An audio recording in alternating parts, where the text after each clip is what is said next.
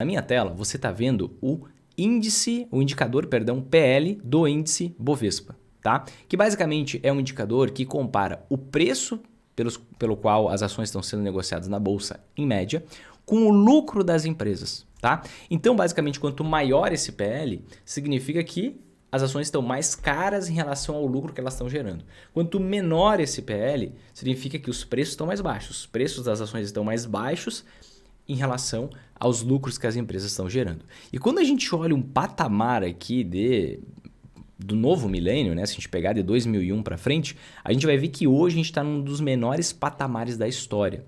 O patamar de preço igual ao que a gente está hoje, a gente só encontrou ali em 2008, no ápice da crise, e ali em 2002, 2003, tá?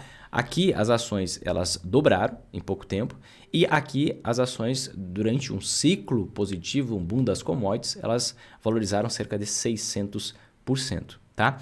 E basicamente a gente consegue perceber por meio desse gráfico que sim, as ações no Brasil estão muito baratas. Tanto que a gente encontra várias empresas de grande porte, tá? Ou de um porte talvez não tão grande, mas muito previsíveis, que estão com o preço menor que o quanto vale o seu patrimônio. Vou colocar um caso aqui como exemplo de Banco do Brasil, que eu comento há muitos anos sobre Banco do Brasil.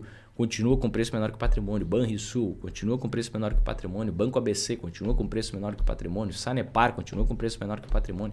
Então, a gente ainda tem ações extremamente baratas, que as empresas não precisam melhorar o seu lucro em absolutamente nada para que as empresas tenham que se valorizar, simplesmente para existir um processo de reprecificação. Existia um temor tão grande com a economia do Brasil, com o futuro da economia do Brasil, com a taxa de juros muito elevada e tudo mais, que estava todo mundo saindo vendendo ações, o que distorceu esses indicadores de forma positiva, para baixo. Então tornou as ações muito baratas. Agora a gente precisa ter uma valorização simplesmente para voltar a ter um preço razoável.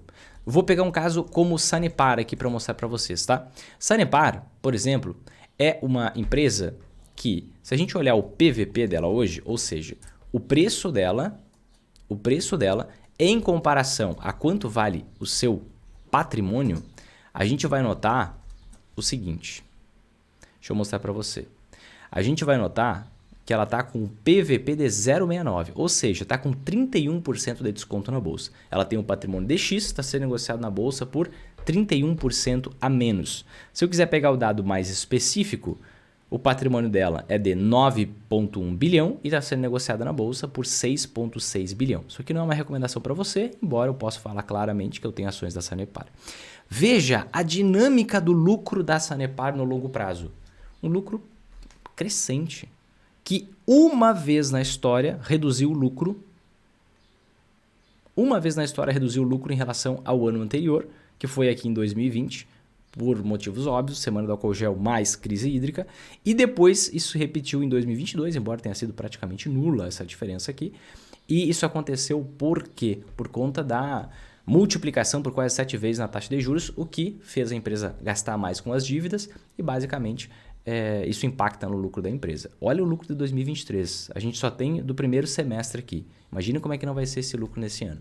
Então, você percebe claramente que não há razão para não investir em ações do Brasil. Elas estão muito baratas.